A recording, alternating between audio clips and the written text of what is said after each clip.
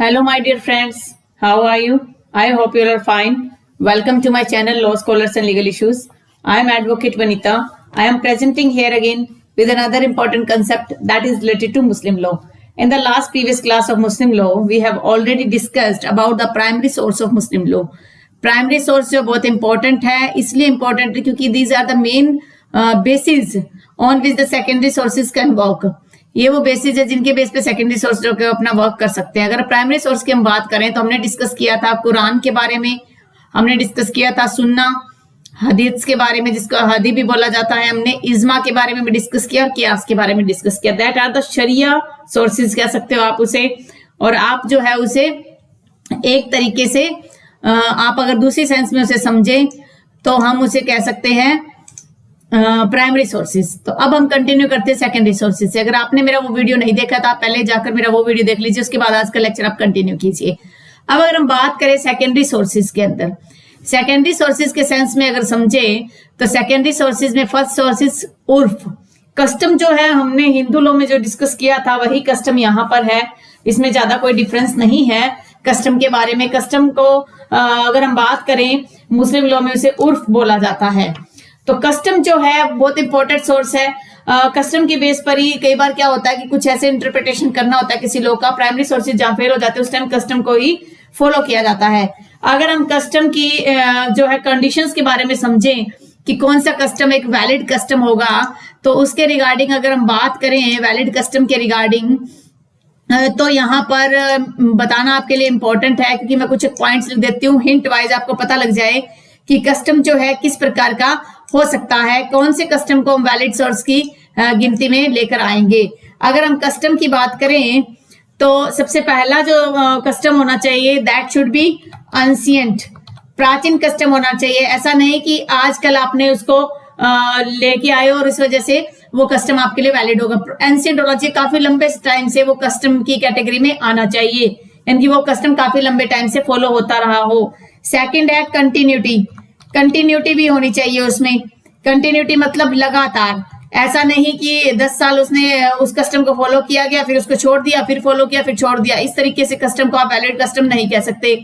उसके बाद next custom की अगर हम बात करें, कस्टम का जो पॉइंट है वो क्या होना चाहिए, रीजनेबल होना चाहिए, उचित होना चाहिए कस्टम. ऐसा नहीं कि आप कह रहे हो कि किसी की हत्या करनी है वो एक कस्टम फॉलो होगा, वो नहीं होना चाहिए. रीजनेबल होना चाहिए, सर्टन होना चाहिए, निश्चित होना चाहिए कि हाँ वो कस्टम जो है हमेशा सर्टेनिटी में है, निश्चितता उसके साथ है.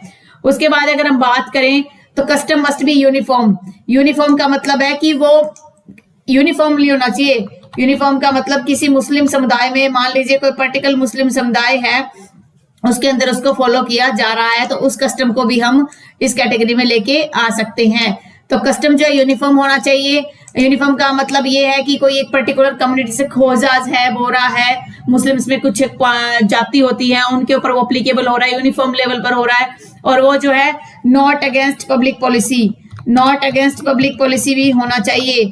ऐसा नहीं कि किसी भी पब्लिक के नुकसान के लिए उसको लाया गया हो, ऐसा भी नहीं होना चाहिए. तो कस्टम जो है वो पब्लिक पॉलिसी के साथ होना चाहिए, पब्लिक पॉलिसी के अकॉर्डिंग होना चाहिए. तो अगर अगले पॉइंट की हम बात करें कि not declare as void, court ने उसे डिक्लेयर वॉइड ना किया हो, ऐसा नहीं कि गलत डिक्लेयर उसको वॉइड डिक्लेयर कर दिया हो. नॉट डिक्लेयर एज वॉइड, जैसे करंट में ट्रिपल तलाक वाले मैटर को, ट्रिपल तलाक को अनकॉन्स्टिट्यूशनल डिक्लेयर कर दिया गया है. तो इस तरीके से जो कस्टम है वो डिक्लेयर नहीं होना चाहिए, वो कंटिन्यूटी में भी होना चाहिए और वो अभी तक भी वैलिड की कैटेगरी में भी आना चाहिए, तो वो माना जाएगा कस्टम. तो उसे कस्टम की कैटेगरी में आप कह सकते हो. ये हो गया कस्टम, ये उसकी वैलिड कस्टम की बात हो गई है. अब अगर हम बात करें कि जो शरीयत एक्ट 1937 जो है वो पूरी तरह से कस्टम पर बेस्ड है, कस्टम के बेस पर ही शरीयत एक्ट 1937 को लाया गया था. और पर्सनल लॉ की जो एप्लीकेशन हो रही है कि पर्सनल लॉ जो 1937 जो एक्ट है शरीयत एक्ट, उस एक्ट के को अपने ऊपर लागू करवाने के लिए सबसे पहले जो मुस्लिम है उसको एक डिक्लेरेशन देना होता है कि मैं अब मुस्लिम हूं और मेरे ऊपर शरीयत एक्ट जो है लागू होना चाहिए. तो हम थोड़ा सा शरीयत एक्ट के बारे में भी थोड़ा सा पहले देख लेते हैं. उसके बाद क्या है, शरीयत एक्ट भी हमारा कंप्लीट हो जाएगा. उसमें 3 या 4 सेक्शन है, कोई ज्यादा बड़ा एक्ट नहीं है, उसको भी साथ साथ हम कंटिन्यू कर लेते हैं. और उसके बाद क्या है कि हमारा जो कस्टम के रिगार्डिंग और शरीयत एक्ट जो है वो भी अच्छे से कंप्लीट हो जाएगा। थोड़ा सा पॉइंट मैं बता देती हूँ शरीयत एक्ट का, बाकी उस एक्ट को मैं पर्टिकुलरली अलग ही डिस्कस करूंगी। अगर हम शरीयत एक्ट की बात करें तो शरीयत एक्ट में क्या है, शरीयत एक्ट का सेक्शन 2 जो है वो कहता है कि मुस्लिम लॉ जो है वो कस्टम से अबव है। मुस्लिम लॉ कस्टम से अबव है, जो शरीयत एक्ट है वो कस्टम से अबव है। कस्टम को फॉलो नहीं किया जाएगा जहां पर शरीयत एक्ट लागू होगा। एक बार थोड़ा सा आपको शरीयत एक्ट के प्रोविजंस भी मैं थोड़ा सा बता देती हूँ, जिससे आपको पता चल जाएगा क्या प्रोविजंस है उसके। ये है हमारा शरीयत एक्ट। शरीयत एक्ट में क्या है कि an act to make provisions for the application of Muslim personal law Shariat to Muslims, कि मुस्लिम पर अप्लीकेबल होगा। ये शरीयत एक्ट बात करता है मुस्लिम पर अप्लीकेबल होगा, तो इसको आप ये कहिए कि मुस्लिम पर अप्लीकेबिलिटी इसकी होती है। अगर हम इसको आगे देखें, शरीयत एक्ट को अगर देखते हैं तो इसमें क्या क्या पॉइंट्स इसमें दिए गए हैं वो देख लेते हैं एक बार। जैसे शरीयत एक्ट की हम बात करें तो इसके अंदर सेकंड देखिए इसका सेक्शन, नॉटविथस्टैंडिंग एनी कस्टम और यूजेस टू कॉन्ट्रैक्ट, जब कोई कस्टम और यूजेस कोई कॉन्ट्ररी है, सारे क्वेश्चन जो इसमें है, एक तो जैसे save question relating to agricultural land, एक तो एग्रीकल्चरल लैंड है उस पर और जो है कस्टम फॉलो किया जाएगा। रिगार्डिंग इंटरस्टेट सक्सेशन के लिए ये ब्रैकेट में दिया हुआ, इसका मतलब इस पर जो है शरीयत एक्ट अप्लीकेबल नहीं है। रिगार्डिंग इंटरस्टेट सक्सेशन का मतलब है किसी ने विल नहीं बनाई है, उसके रिगार्डिंग जो है आप शरीयत एक्ट वहां पर लागू किया जाएगा। स्पेशल प्रॉपर्टी ऑफ फीमेल की जो स्पेशल प्रॉपर्टी है वहां पर शरीयत एक्ट लागू होगा। इंक्लूडिंग पर्सनल प्रॉपर्टी इनहेरिटेड और ऑब्टेन, चाहे वो कॉन्टेक्ट में आई हो, चाहे वो गिफ्ट में आई हो, या एनी प्रोविजन है पर्सनल लॉ का, उसके ऊपर शरीयत एक्ट लागू होगा। मैरिज के रिगार्डिंग आप शरीयत एक्ट फॉलो करोगे। शरीयत एक्ट का मतलब है जो पर्सनल लॉ है, जो पर्सनल ट्रेडिशन है वो फॉलो किए जाएंगे। डेजोल्यूशन ऑफ मैरिज के लिए जो शरीयत है, जो शरिया है, जो कुरान है, हदीस वगैरह में जो कुछ बातें कही वो इंक्लूड होगा।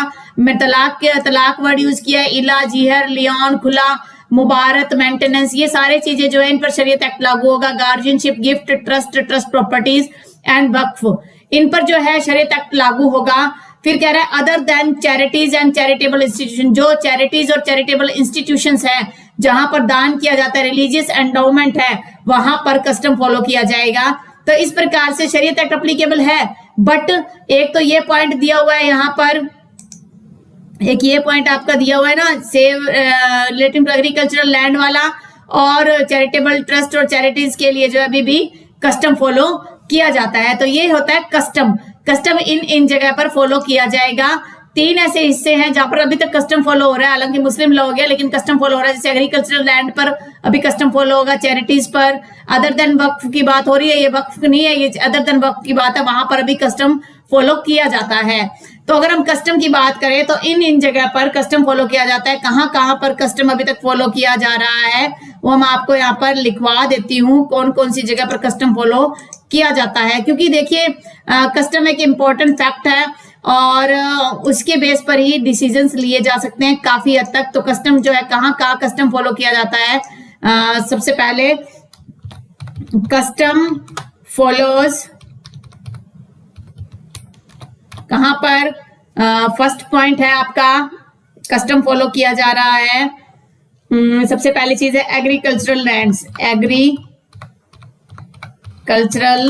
लैंड्स में कस्टम फॉलो किया है। सेकंड पॉइंट है हमारा, सेकंड पॉइंट की जब हम बात करते हैं जहां पर कस्टम को फॉलो किया जाता है तो है चैरिटेबल ट्रस्ट, यानी कि जो चैरिटीज है वहां पर कस्टम फॉलो किया जाता है। अभी तक कस्टम फॉलो हो रहा है वहां पर चैरिटीज के मैटर में भी। अगर हम बात करें उसमें हमने देखा था कि जो इंटरस्टेट सक्सेशन की बात हो रही है, there are 2 types of succession. First is intestate succession, जब कोई विल नहीं बनी, और दूसरा टेस्टामेंट्री। जो टेस्टामेंट्री के मैटर में अभी भी कस्टम फॉलो किया जाता है। टेस्टामेंट्री के मैटर में, टेस्टामेंट्री सक्सेशन, वहां पर भी अभी तक कस्टम को फॉलो किया जा रहा है। तो वहां भी कस्टम को फॉलो किया जा रहा है। इसका मतलब है कि कस्टम जो है काफी इंपॉर्टेंट रोल निभाता है हर एक फील्ड के अंदर। और अगर हम इसका थर्ड पॉइंट समझें, मैं इसको नीचे लिखवा रही हूं, जो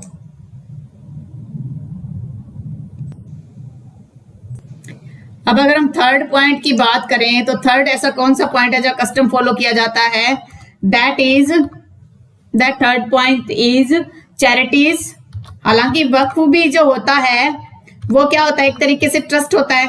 चैरिटीज अदर देन वक्फ की बात हो रही है, चैरिटीज अदर देन वक्फ, अदर देन वक्फ की बात हो रही है। तो जो चैरिटीज करी जा रही है जहां पर वक्फ की बात हो रही है कि वक्फ तो क्या एक ट्रस्ट होता है, लेकिन उसके अलावा भी चैरिटीज में जो है वो कस्टम को फॉलो किया जाएगा। तो हम समझ सकते हैं कि शरीयत एक्ट आने के बावजूद भी कस्टम एक इंपॉर्टेंट रोल निभाता है। तो ये है हमारा आज का important concept, that is also very important for the purpose of pre as well as for mains. अब अगला पॉइंट है यहाँ पर लेजिस्लेशन। फर्स्ट हो गया हमारा उर्फ यानी कस्टम, सेकंड हो गया लेजिस्लेशन, यानी कि सेकेंडरी सोर्स हम लेके चलेंगे लेजिस्लेशन को। फर्स्ट सोर्सेज में, प्राइमरी सोर्सेज में हम जो है लेके चलते हैं कुरान, हदीस, इज्मा, कियास, लेकिन सेकंड सोर्स में लेजिस्लेशन। जैसे अब रिसेंटली ट्रिपल तलाक के रिगार्डिंग जो एक एक्ट पास किया गया, शरीयत एक्ट पास किया गया, प्रोटेक्शन ऑफ वुमन फॉर जैसे आप कह सकते हो मेंटेनेंस के लिए एक्ट पास किया गया। तो एक जो एक्ट्स पास किए जाते हैं वो लेजिस्लेशन होते हैं, वो भी क्या है एक सेकेंडरी सोर्स है जो काफी हद तक मुस्लिम लोगों को गवर्न करने के लिए यूज किए जाते हैं। थर्ड पॉइंट है तकलीद। तकलीद क्या मतलब होता है? प्रेसिडेंट। प्रेसिडेंट का मतलब होता है कि जो जजमेंट को पहले आ चुका है उसको नेक्स्ट जजमेंट में कंसीडर किया जाएगा। जैसे 1986 का जब एक्ट आया, Muslim women protection of maintenance का जो एक्ट था प्रोटेक्शन के रिगार्डिंग, तो क्या हुआ कि जो शाहबानो का जो केस था उस केस को आज भी फॉलो किया जाता है कि 125 के केसेस में जो है प्रेसिडेंट इंपॉर्टेंट रोल निभाते हैं। अगर हम शाहबानो केस की बात करें, मैं यहाँ पर आपको करवा देती हूँ शाहबानो केस, तो आप समझ जाओगे कि किस लिए इंपॉर्टेंट है वो शाहबानो केस। ये मेंटेनेंस के लिए इंपॉर्टेंट है, ये एग्जाम में पूछा जा सकता है, लैंडमार्क केस है। तो शाहबानो केस जो है वो प्रेसिडेंट का एग्जांपल आप ले सकते हो। फिर नेक्स्ट सोर्स क्या मानते हैं मुस्लिम लॉ में?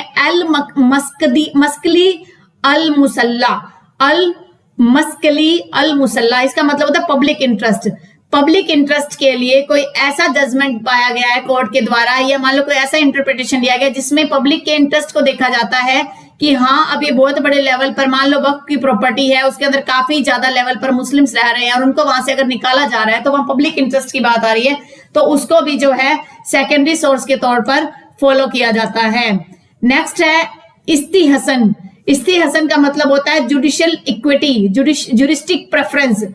जुरिस्टिक प्रेफरेंस आप कह सकते हो कि जब मान लो कोर्ट को लगता है कि यहाँ पर अब अब्यूज ऑफ पावर हो रहा है या इंटरेस्ट ऑफ जस्टिस के लिए वो अपने माइंड से इक्विटी के बेस पर कि यहाँ क्या एक्चुअल में होना चाहिए, कोर्ट जो है उस सोर्स को अप्लाई करती है जो मुस्लिम लोग को गवर्न करने में यूज किया जाता है, दैट इज इस्तिहसन। इनके शॉर्ट वर्ड्स इंपॉर्टेंट एग्जाम में पूछा जा सकता है।